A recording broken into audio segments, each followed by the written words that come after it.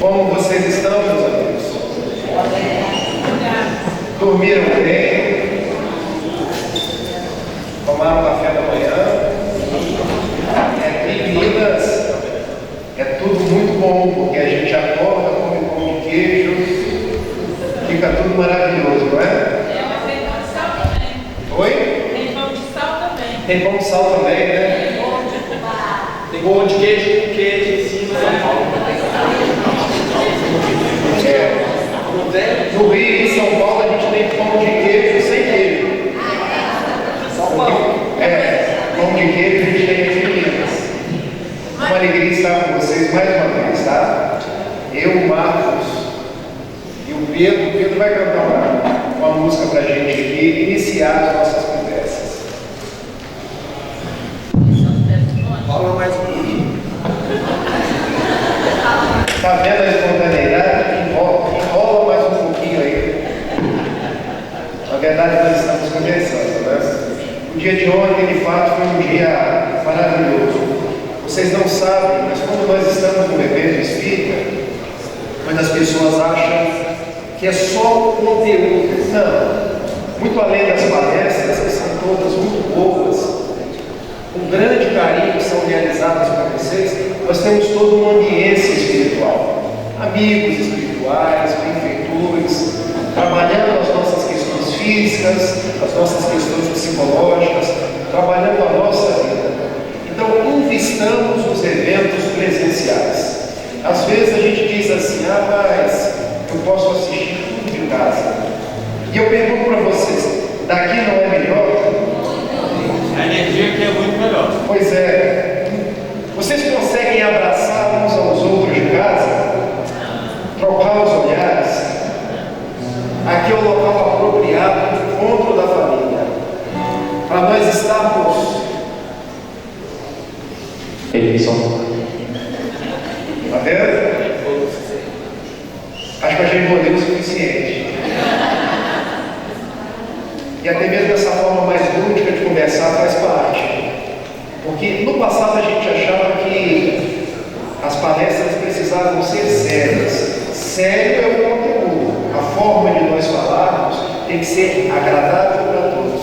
Por isso a gente se aproxima de vocês. E agora eu passo para o Pedro.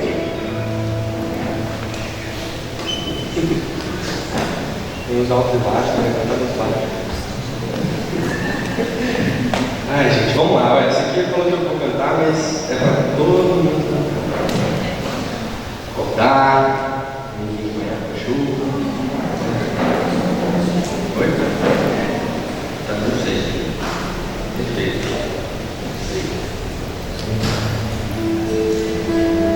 Lembrando que toda canção é uma oração que não pode deixar de ser sentida.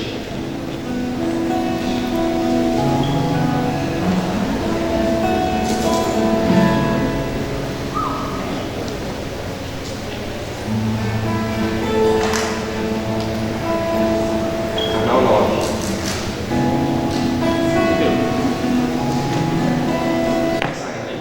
Tá saindo. Tá saindo.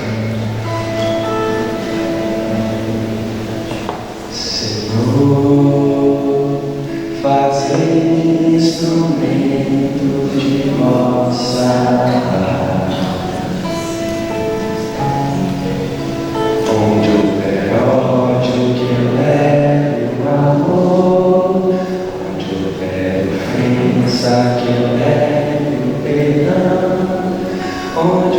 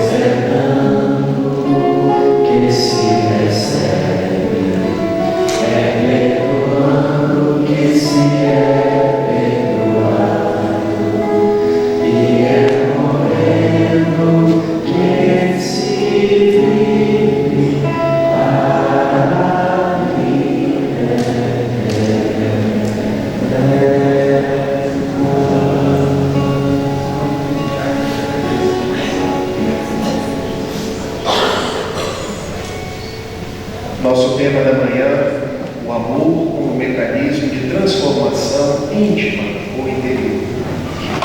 E a nossa mensagem, iniciada pela oração de São Francisco, é: nunca desistam de amar. Nunca desistam de servir, de fazer o bem, de sermos onde estivermos a flor da paz. O mundo hoje se nos apresenta em processos muito difíceis, muito dolorosos, em episódios bastante complicados da existência das nossas vidas e do nosso planeta. Mas nós estamos no nosso melhor momento, na nossa melhor oportunidade de amar. O convite do Evangelho é um convite para que nós amemos, mesmo que as outras pessoas achem estranho, mesmo que apontem o dedo em triste para nós, mesmo que estejam sem marchando de um jeito pelos dias do ódio, que nós nos propusemos a marchar de outro jeito. Foi isso que Jesus nos ensinou quando no Evangelho de João, lá no capítulo 13, verso 35, nos propôs: os meus discípulos serão conhecidos por muitos se amarem. Então nós subimos em três, o Marcos, o Pedro e eu, para demonstrar a vocês que há o amor entre amigos, há o amor entre os espíritas, há o amor entre aqueles que convivem na mesma sociedade, e há o amor mesmo entre os diferentes. Se nós pararmos para pensar, Moisés no Antigo Testamento já falou de amor. Lá em Deuteronômio capítulo 6, verso 5, está estabelecido: amarás ao teu Deus de todo o teu coração, de toda a tua alma, de todo o teu entendimento. Lá em Levítico capítulo 19, verso 18, está consignado: amarás o teu próximo como a ti mesmo. O que Jesus trouxe de diferente? Ele ampliou o conceito de amor. Sermão da Montanha, Mateus 5, 43, 44.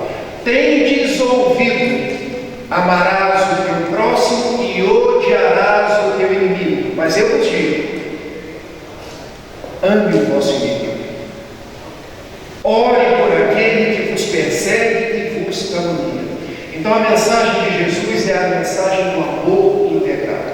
É bem verdade que no mundo de hoje muitos nos estimulam a amar aqueles que se parecem conosco, que têm a mesma crença, que formulam os mesmos passos, mas a mensagem do amor que hoje o Espiritismo vem trazer para cada um de nós é: ame sem distinções, ame sem perguntar até quando, ame de forma a não construir muros que separem, mas que o nosso amor seja uma ponte, onde consigamos transitar de um lado para o outro lado, entendendo que nós somos irmãos. Esse é o grande convite do texto. E para tanto, Pedro lembrou da história de Francisco. Por que Francisco? Porque Francisco é a reencarnação do apóstolo João, discípulo amado de Jesus, que reencarna-se ali na Idade Média, 1181, 82. Os historiadores têm dúvida, mas o importante é que João Francisco veio para rememorar o ensinamento do amor naqueles dias difíceis, onde nós tínhamos as cruzadas, tínhamos a Inquisição, e Francisco veio falar do amor de Jesus, veio resgatar a proposta da paz, veio viver a alegria.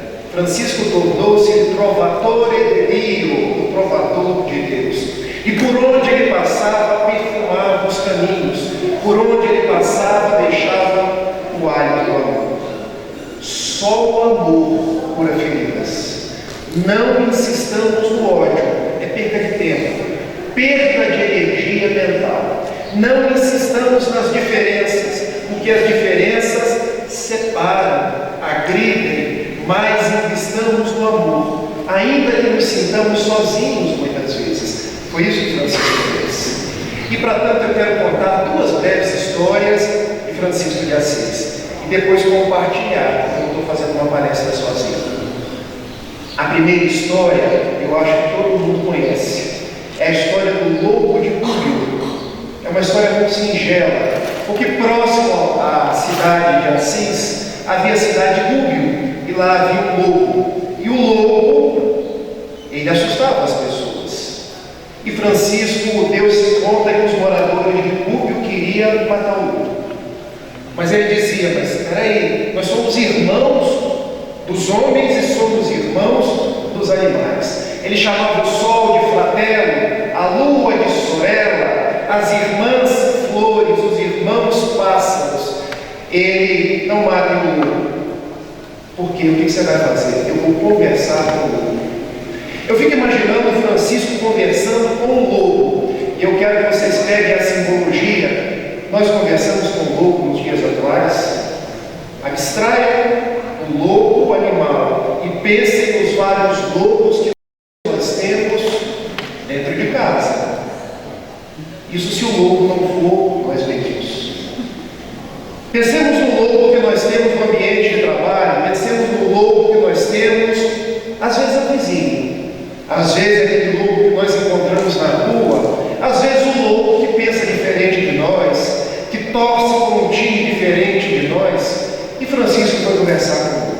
Seu lobo, você assusta as pessoas?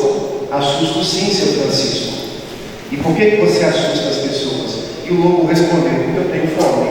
É uma resposta muito singela. O lobo queria comer. Então eu quero fazer um prato contigo. Se eu te der comida, você para de assustar as pessoas? Ah, seu Francisco, eu paro. Então ele deu comida para o lobo. O lobo parou de assustar as pessoas. E o resultado feliz da história, o lobo tornou-se amigo de Francisco e tornou-se amigo dos moradores de Cúbio. Ou seja, aquele que todos queriam matar, agora todos tinham como amigo. Qual o final da história? Nós não temos inimigos. Nós temos pessoas que temporariamente se afastam de nós. Porque o amor não é o contrário do ódio. O ódio é apenas o amor que adoeceu. E que nós podemos resgatar. Esse é o convite dos dias atuais. Investamos no amor. Transformemos os lobos em amigos e nos transformemos igualmente para aprender a amar. A segunda história que eu quero contar é uma história das cruzadas.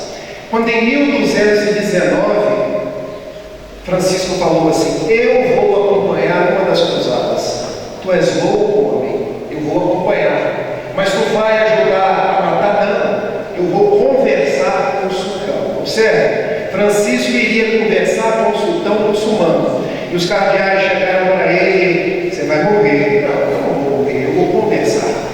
E ele foi conversar com o sultão do Egito chamado Al-Malek Al-Kamil. E indo até a cabana onde estava o sultão, os guardas vieram para matar ele. E o sultão saiu da cabana: não matem esse homem, eu tive um sonho com ele. Ele é um homem bom, deixem-no entrar.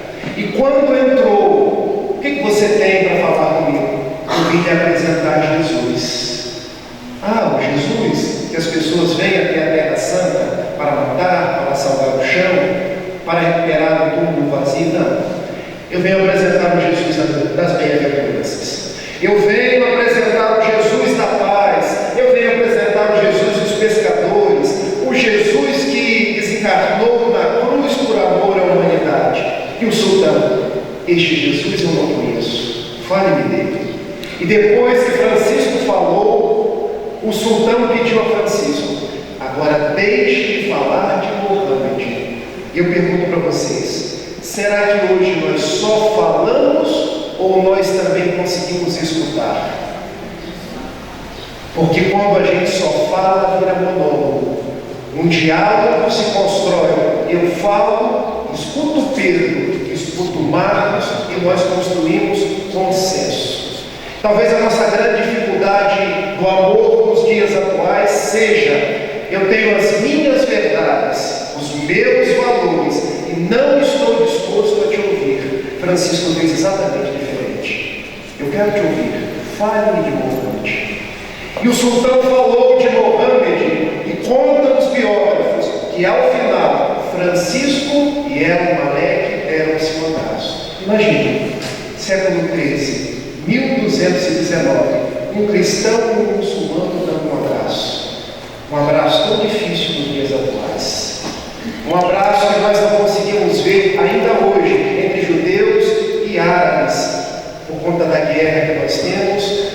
na Terra Santa.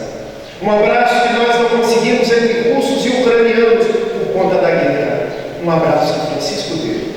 Um abraço que o Cristo deu em todos nós, porque nos diz o benfeitor Emmanuel que a cruz é uma haste na vertical que nos liga a Deus, uma haste na horizontal, os braços abertos, abraçando a cada um de nós como símbolo máximo do amor. Vamos falar de paz? Sim. E ele leva uma proposta de paz para os cardeais. E os cardeais não aceitam a paz. E depois os muçulmanos também não aceitam.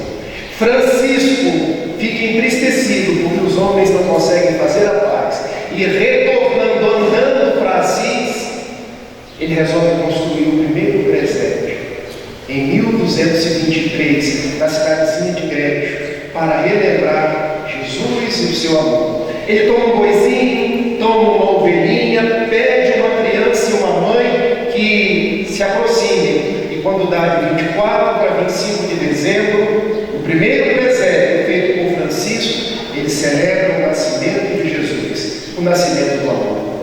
Glória a Deus nos céus, paz na terra, boa vontade para com os homens. Este foi Francisco, um homem que viveu pelo amor, pela paz, pela fraternidade, aquele que viveu com alegria e deixa para cada um de nós o legado. Nós também podemos amar.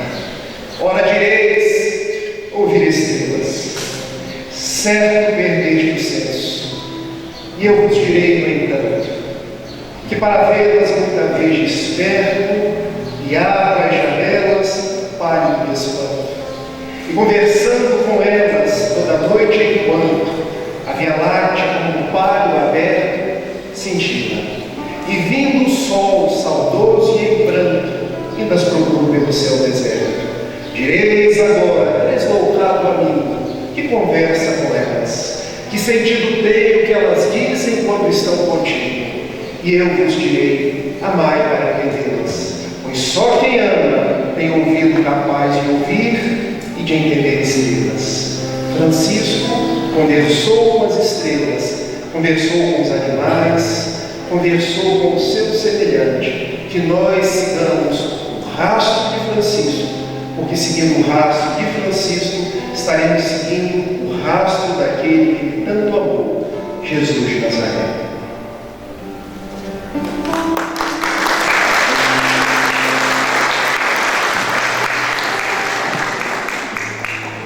Reflitam sobre essa letra. Dentro de tudo isso que o Papa trouxe, sobre as mãos, mas não as mãos apenas como um membro, mas como qualquer recurso que Deus nos permitiu usufruir para ser usado como um instrumento do amor. Mãos que apontam as falhas do mundo são traves nos olhos de quem não se vê. Abertas são tapas na cara da vida, fechadas são punhos buscando poder.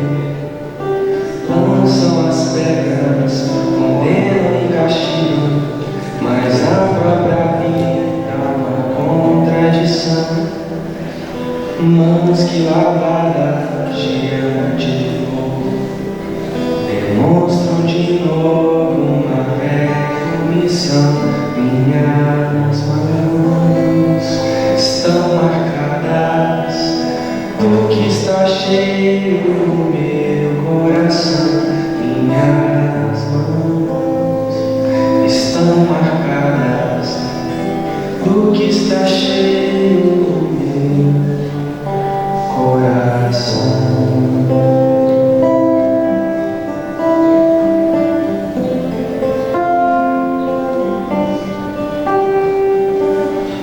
Que das cinzas de todo desamor renasça a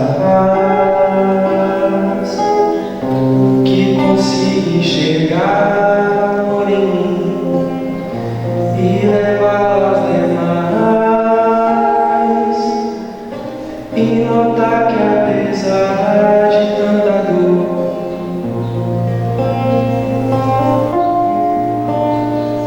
há mãos que partilham do pão e o vinho.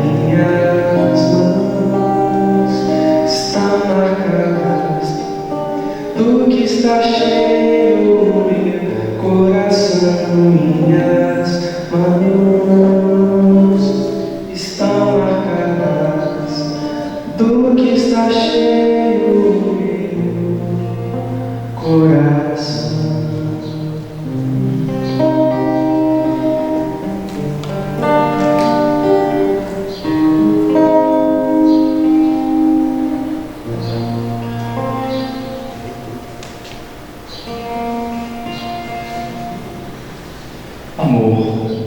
Que força é essa que é capaz de mobilizar o nosso coração? Que aquece a âmago do meu ser quando o frio das desilusões ou das dificuldades teimam em apresentar-se diante da vida. O amor que se mostra na mãe capaz de embalar o filho no momento de dor e de sofrimento. Que se apresenta na casa que nos abriga muitas das vezes diante das tempestades que teimam em nos assolar na nossa existência. O amor que se mostra no pão que alimenta o corpo, mas também no pão que alimenta a alma, na leitura que edifica, na prece que reconforta, na amizade que nutre, na presença que conforta. Amor que se mostra, além de tudo, no agasalho que me aquece, quando a chuva, o vento, a força da natureza mostra que a vida continua incessantemente a se transformar.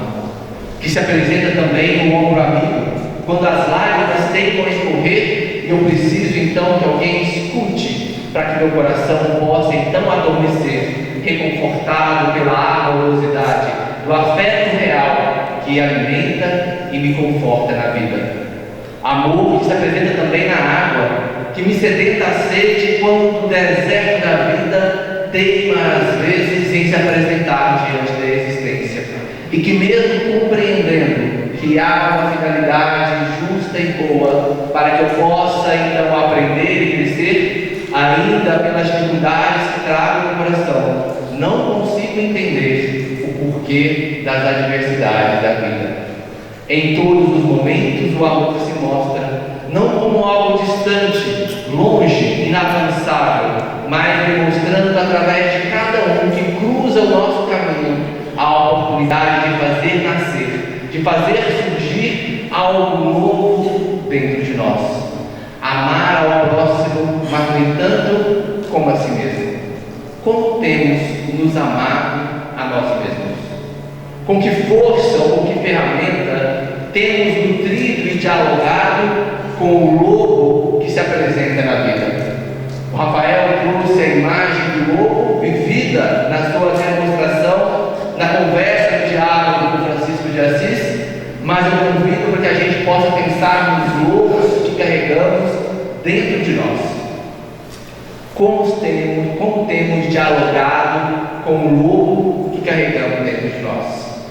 Temos buscado a força da arma, da violência, da intolerância, da incompreensão, com as nossas próprias dificuldades, com os nossos próprios empecilhos, ou temos buscado exercer a força da amorosidade, não como um sentimento apenas, não como um estado de alma, mas acima de tudo como uma lei, da qual e sobre a qual todos estamos regidos.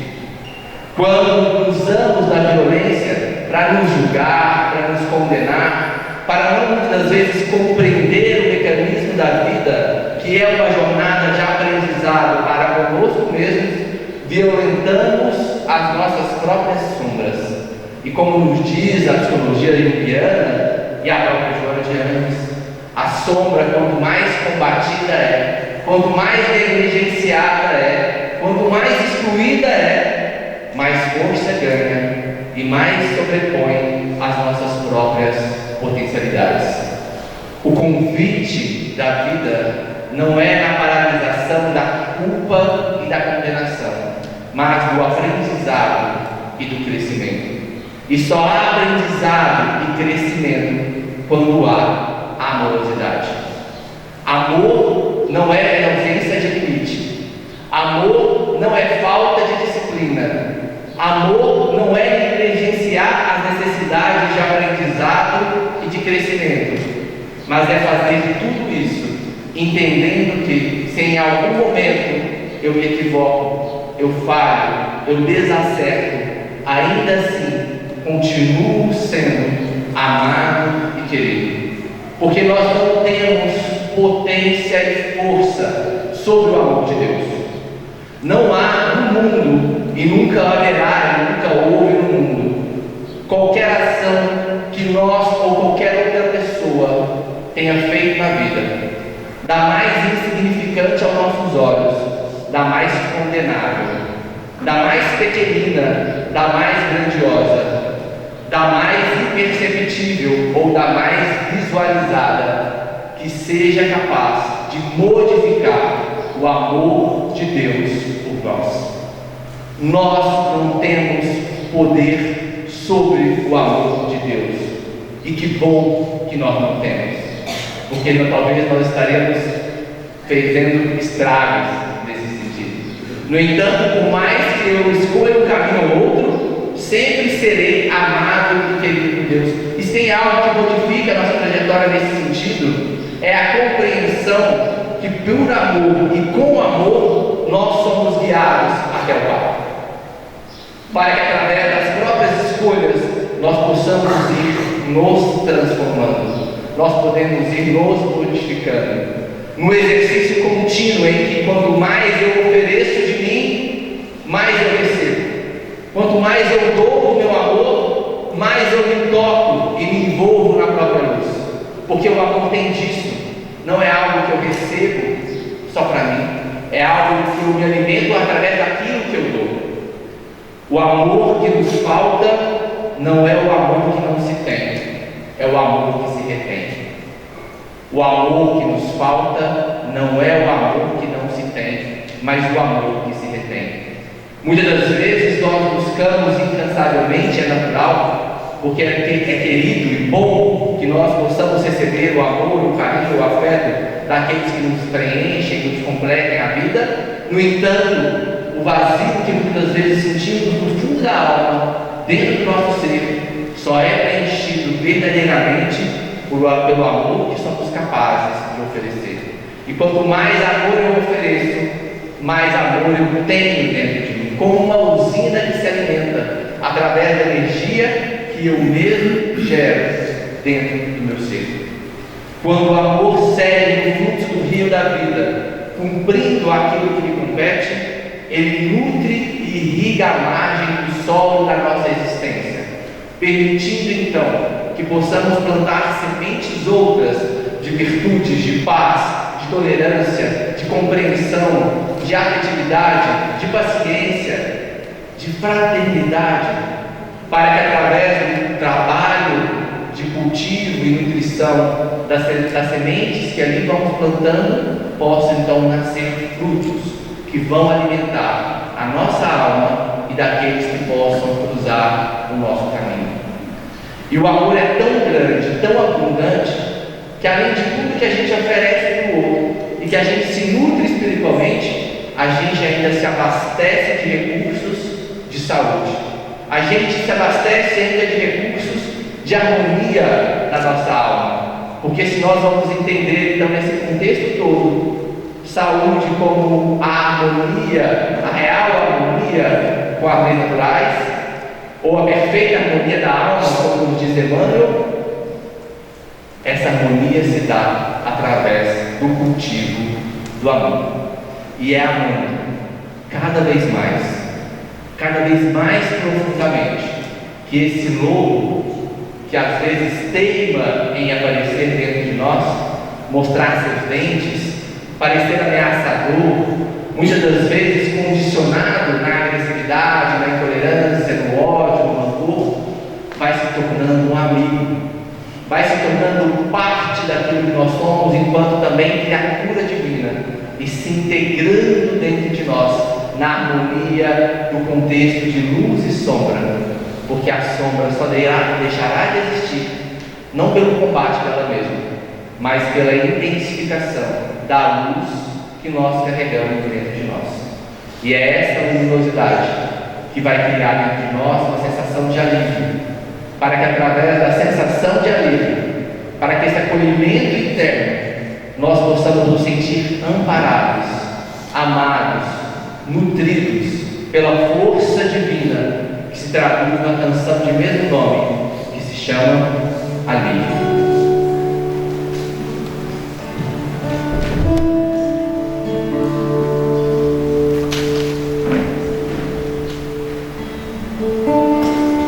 Porque não foi programado. O nosso. Eu não achava. Mas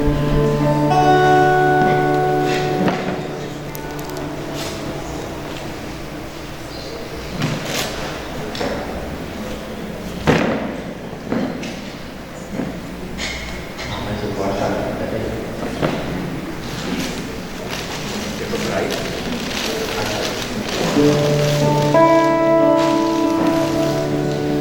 O meu combustível para continuar. Jesus é a calma, o aconchego dos meus dias, o meu alicerce pra não desistir. Não tá sendo fácil aqui, mas eu tenho que seguir. Tá tão complicado, pai. Eu confesso, eu tô cansado, não quero mais. Tô exausto e com medo. Tem dias que o peito aperta, tem dias que o fardo pesa. Nem que fosse arrastando, eu não volto pra trás. Fica aqui comigo e não sai mais. És o meu alívio, tudo que eu preciso vem aqui comigo pra eu continuar. Que me impulsiona todos os dias pra eu não parar. Tu és o motivo, Jesus, que eu tenho pra avançar.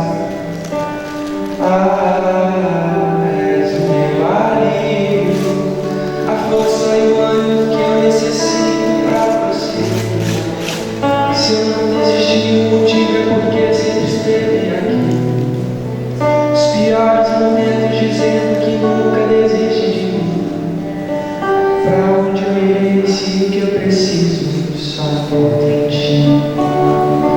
És o meu alívio, és o meu alívio, és o meu alívio. E Jesus complementa. É que eu não desisto de você, meu filho.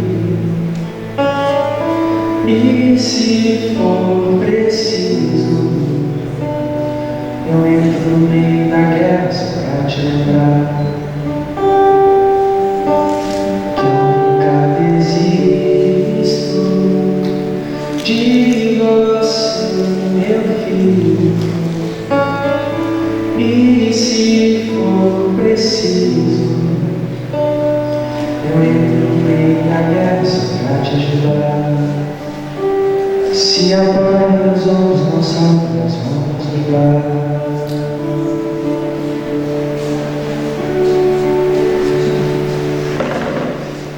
Existe um versículo de Paulo na sua carta a Gálatas que diz assim: estáis, pois, firmes na liberdade com que Cristo nos libertou, e não vos submetais de novo ao jugo da escravidão. Ele escreveu esse versículo nessa carta para Gálatas porque ele se considerava muito responsável pela comunidade que tinha se estabelecido. E ele viu que de alguma forma as questões externas, a grosso modo falando, começavam a influenciar de novo em suas condutas, na forma como eles viam o próprio Deus, enfim. E Paulo ficou preocupado. Disse, gente, essa não é a mensagem que Cristo veio trazer. Ele veio justamente para o contrário, da gente se libertar das questões humanas, das nossas limitações, pronto, porque o que liberta é o amor. Então não fiquem presos a essas condutas que são meramente externas, mas que intimamente elas só nos aprisionam, só nos filtram, nos limitam de alguma forma. E eu fiquei refletindo a respeito de nós, do mundo hoje. A doutrina ela nos convida a nos expandir. Jesus nos convida a nos expandir. Porque esse é o verdadeiro significado do amor. E o pró-amor não há outro caminho que não seja a expansão. Para se expandir precisa vir de dentro, chegar fora. Só que parece que a gente ainda se permite que o mundo faça assim conosco. Acaba que é um caminho natural, porque nós temos muitas feridas, muitas ausências, muitas faltas, ainda muitas dependências, e a gente, louco por sentir um alívio, a gente vai atrás de, como a Ana colocou ontem, anestésicos. Pequenas coisas que ao longo do nosso dia nos aliviam, né, nos fazem se sentir pertencentes a um lugar, a um coração, a alguma coisa, nos fazem sentir afeto, algo que nos satisfaz. Acontece que a gente não tem percebido que nós estamos igualzinho a mulher samaritana, que todos os dias tem que subir aquele monte para encher o seu baldinho com aquela água, sabendo que no final do dia ela vai precisar voltar a ser noite, subir o monte de novo e lá quer ser de volta. A sede de volta. Aquele balde satisfaz o dia, mas ela sabe que a sede vai voltar. E digo mais, a água daquele balde, daquele poço, um dia ela vai acabar, ela não é infinita.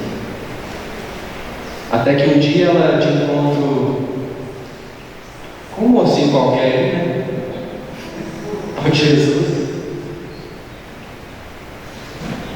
ela descobre o poço de água viva, ou melhor, a fonte da água. Porque melhor do que você coletar a água do laguinho é você ter contato direto com a fonte, porque ele não acaba. Aquela é a água que vai matar a nossa sede, e é o que Jesus está olhando para nós. E quando a gente pensa assim, está dizendo para nós, quando a gente pensa assim, ele que tinha autoridade moral para fazer o que quisesse, ir de encontro a quem ele quisesse, podia estar do lado dos mais fortes, dos mais guerreiros, dos que tinham maior poder, que tinham maior influência na comunidade na época, para poder estabelecer o seu evangelho. Não. Ele veio e olhou para o leproso, para o paralítico, para o cego, para o abandonado, para a samaritana, que era um crime, né? O governo samaritano, meu Deus, para o pescador, para a prostituta, dizendo o seguinte: olha, todos nós somos importantes. E aí, dentro do que o Marquinhos trouxe, como que está a sua importância para você? O seu amor para você? A oração de São Francisco diz: é dando que se recebe. É recebendo que a gente tem condição de trabalhar. Então vamos refletir dentro disso. Que talvez seja até um dos principais desafios do amor. E por isso que é importante a gente estar com esse olhar para nós e nos preenchendo conosco mesmo, buscando a fonte e não o poço. É dando que se recebe, mas é recebendo que dando. Ou seja, aquilo que a gente tem condição para dar, para oferecer, pensando que nós somos criados simples e ignorantes, um HD vazio, assim, para a gente poder ir conquistando as nossas obras, os nossos feitos. A gente primeiro precisou receber do mundo para ter condições de oferecer, porque a gente precisava experienciar, viver, né, as situações da vida para construir aquilo dentro de nós. Da mesma forma, o outro só vai ter condição de nos entregar aquilo que ele viveu. Não seria amor compreender isso? Porque às vezes a gente cria uma expectativa muito alta, esperando que o outro nos entregue coisas ou igual àquilo que nós estamos nos entregando, ou até mais. Mas às vezes é só a condição que o outro tem para nos entregar. Talvez esse é o desafio do amor. De a gente olhar para o outro e falar assim: está tudo bem. Porque eu entendi que eu também sou assim. Nesse olhar, nesse trabalho de tentar me autoconhecer, de procurar a nossa autenticidade, o nosso ser integral, que não é um ser ilusório, é quem a gente é. de olhar para o outro e falar assim: tá tudo bem, estamos juntos. A gente trabalhou aqui, né, que na verdade a gente tem muito mais semelhanças do que diferenças. Dentro das dificuldades, das fragilidades, das limitações, o propósito é a união. E isso é o amor. E a liberdade não é de poder viver tudo que nos é oferecido, tudo que o mundo, todas as portas que o mundo abre, não. É poder estar com a consciência em paz, dentro daquilo que faz sentido para nós, exercendo, como diz Jesus, serão meus irmãos, minhas irmãs, minha mãe, todos aqueles que fizerem a vontade de Deus do Pai. Então, exercendo a vontade de Deus que está em nós, que é sentida por nós, porque nós somos um frêmito, como diz a música, né, de Vanessa, Luz da Luz, nós somos um frêmito da grande luz. Nós somos o potencial divino. Nós somos uma semente divina. De novo, vou convidar você para um momento da gente poder meditar e refletir. Peço que todos se levantem.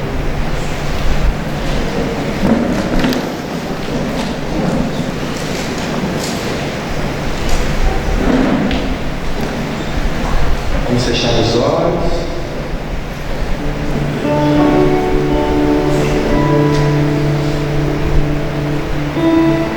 De novo, prestar atenção na nossa respiração, no nosso coração também.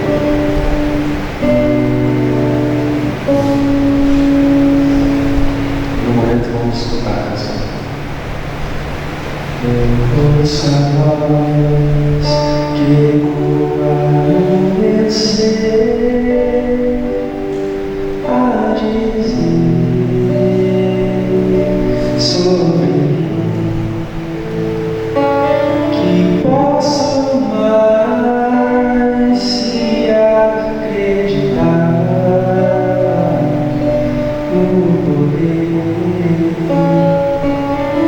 Te amar.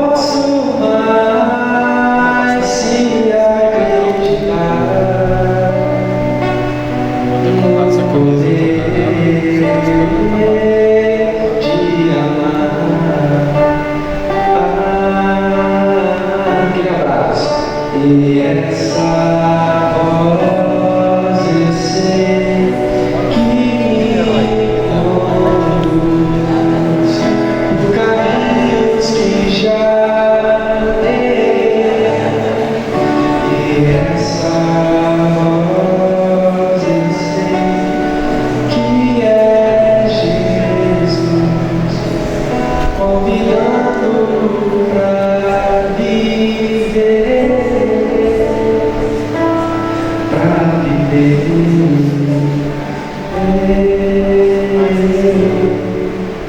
Vivam, gente, vivam.